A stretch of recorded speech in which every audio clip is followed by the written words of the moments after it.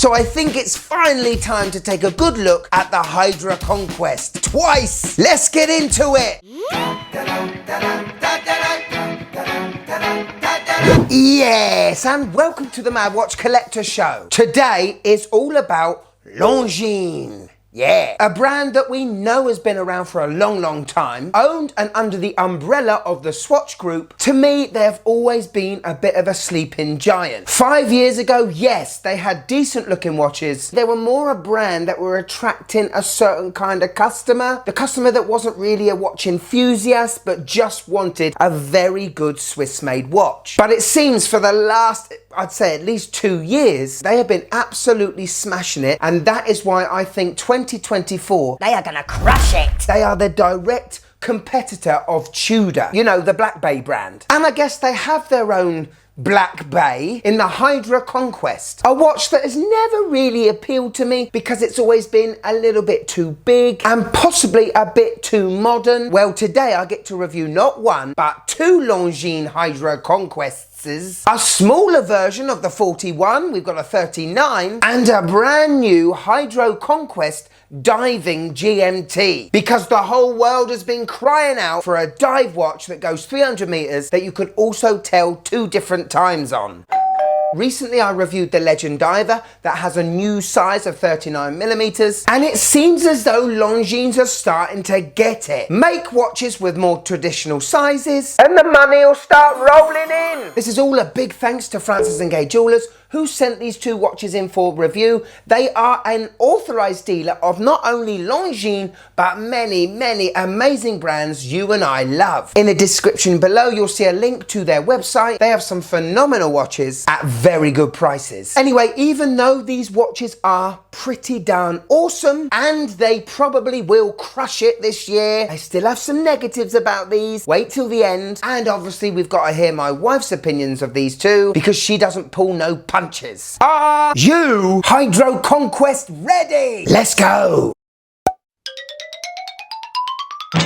So for anyone that loves their Longines, we are in heaven. For anyone that has bought and owns Hydroconquests, the 39 with a black sunray dial is what we're used to, isn't it? Those big 12, 6 and 9 numerals with those round applied indices. It's the GMT that they've, I don't know, add a bit of a rework with, and the dial is definitely different to what we're used to, but the colour of it, I think that's probably my favourite green, you know. Teddy Baldessar has called it olive green. Not the olives I eat. I'd call it more British moss. That's the type of green I love. A good old earthy green. Now, I'm not going to tell you the prices of these yet. Just know that there is £1,000 different between these 2. Both of these watches are made from 316L stainless steel. Apart from the bracelet, the 39 is very unblingy. Unfortunately, all the operational functional parts are polished as well. More on that later, but we have beautiful horizontal brushing on the sides of the case, vertical brushing on the lugs, a very unusual crown with like a cap on the end of it. Haven't seen that before. And those crown guards, they look a little bit like the modular Oris Aquises. Very modern. More on that later too. Even though the GMT is slightly bigger at 41mm in case size, it definitely feels more substantial. Same brushing on the sides and the top of the lugs, polished bezel, polished crown. This time we have an all brushed look on the bracelet, and I much prefer that. Makes it look less of a desk diver, but it is so hard not to look at that dial. Whereas the 39, I don't know, something about it that's a little bit boring for me. However, first impressions,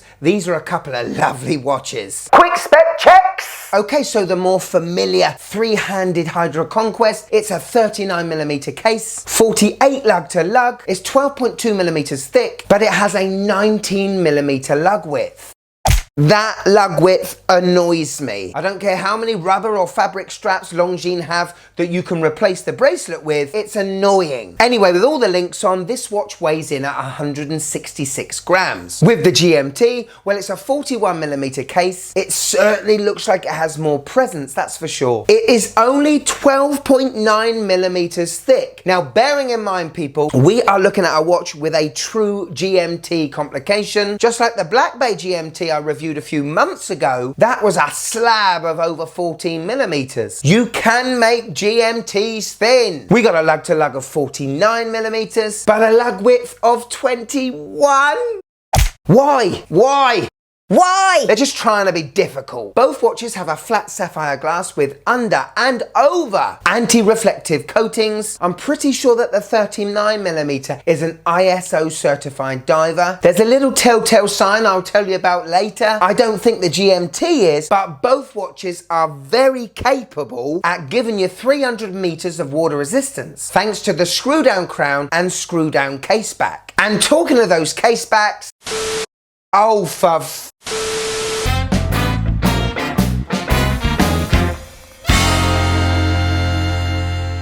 Brutus, get down, boy. One more time. Ready, steady, here. Silly dog. What are you doing? What you do? Get away, get down. Oh, me nuts. And welcome to another edition of the Design House, where today we take a look at a couple of Longines in-house calibers. Let's take a look. First of all, the 39mm. And it's a rather beautiful etching, isn't it? No display case back, but it can't be perfect, can it? Very standard though, lovely brushing, and the middle does look bead blasted. Lovely textures. Onto the GMT, and the etching doesn't look as deep as the 39mm, which I am surprised of. This watch is considerably more expensive, yes. This one is definitely more regal and more refined, but the other one I think's better. So there you go, two wonderful looking Longines, no display case back, but you can't have everything in this life, can you? I can. I'll see you next time for another edition of the Design House. Cut. Oh, bloody Brutus. Darling, I've got some raw nuts. Could you just click that like button, please? It really helps the channel. Thank you. Okay, so as these are dive watches, we've got a couple of twisty bezels, haven't we? Both are polished stainless steel with glossy ceramic inserts. These are proper divers, so we do have a loom pip at the 12 o'clock. 120 click, unidirectional. I guess we got to see how these do at the World Bezeling Federation. Hi, I'm Kurt Santana, and you're watching the World Bezeling Federation. 3 rounds, the look, the grip, and the fidgetability. Let's get a bezeling. Okay, we got a deuce today, starting with the 39mm. This thing doesn't look too grippy. In actual fact, it looks as grippy as the concrete floor on the swimming pool of the gymnasium I'm a member of. Fell over on my butt a number of times. The GMT, same thing. It's nice looking and all, but how's it gonna twist? Onto the grip. How much purchase and effort do I need to put into this thing before it starts up? And because of that polishness, the bezel ain't easy to turn. Also the tiniest of back plays. This thing is gonna work underwater, but it ain't gonna be pretty. The GMT exactly the same, maybe a little bit looser, like my Aunt Muriel on a Friday night, and on to the fidgetability. How much do I want to twist these bezels? Morning, noon, and night. Well, I will give these exactly the same score because of that polished slippiness. I ain't gonna want to twist this thing and save my fingers for something a little bit more useful. Well, with the 39 getting 18 points and the GMT getting 17 points, they do not go on our all-time bezeling leaderboard. Tough going, Longines. Bye-bye, bezel lovers. A little disappointed. A little. Both watches are well over £1,000, therefore they are luxury watches, no doubt. The clicks aren't as refined as I would like. Have a listen. Also, because the bezel grip is polished, it's not very grippy, and coupled with the fact that it's quite thin, it hurts your fingers to twist, especially my delicate ones. With the GMT, pretty much the same click. It still hurts. There's a bit of backplay here. I'd probably say there was more backplay on the GMT than the 39. It hurts to twist. It's not enjoyable. It's kind of upset me. Okay, on to the bracelets. One good-ish and one very nice. Guesses for which one's which. This is a telltale sign where you see your money going, that's for sure. With the 39mm, we have solid end links. What I do really like is the female end link. Look at that. This is going to fit beautifully on a smaller wrist. The clasp is a little bit cheapy. Yes, we do have a lovely fold-over security, but the opening of the clasp itself is a bit cheap. It sort of feels like your basic Seiko diver bracelets. It is milled, lovely polishing. We do have a diver's extension, but it is very rudimentary. It feels cheaply done. It's something that you could imagine Citizen have done with a watch that was around £300. Also, the edge of this clasp is quite sharp. Another sign of cheapness, really. When it comes to the GMT, where we don't have any polished parts, which I do really love. Here we have an H-link style bracelet, whereas before we had an oyster style. I believe they're both push pins. Don't hold me to that, but I much prefer this clasp with the double push deployant that is polished. I do like that. Still a little bit sharp on that clasp, but this comes with a fantastic on-the-fly adjustment. Love this. Bravo, Longines. This feels more refined. It does feel more expensive. The whole watch does feel more expensive. Just my 2 cents.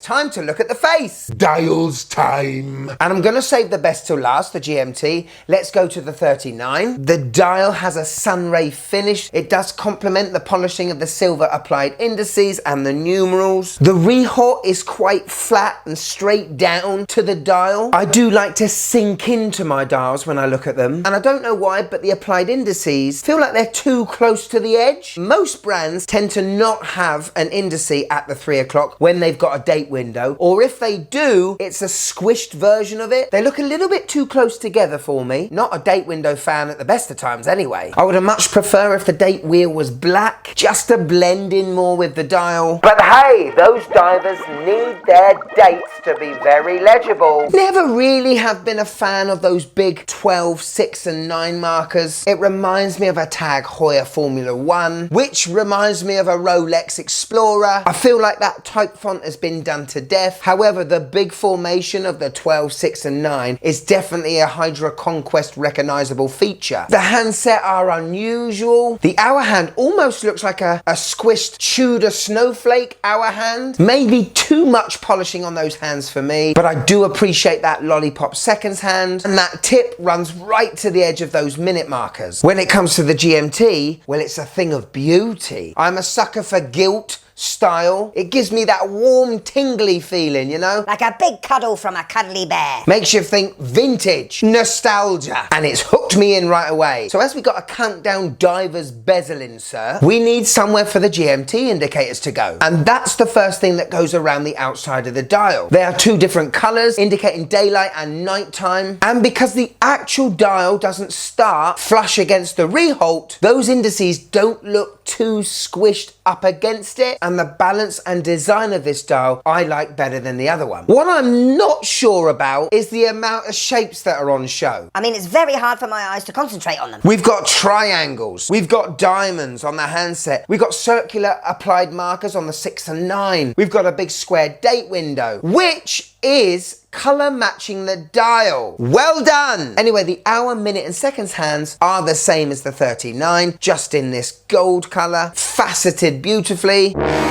Okay, we've got lume on the handset, lume on the bezel insert, and lume on the markers. Out of 10, how much do these puppies glow?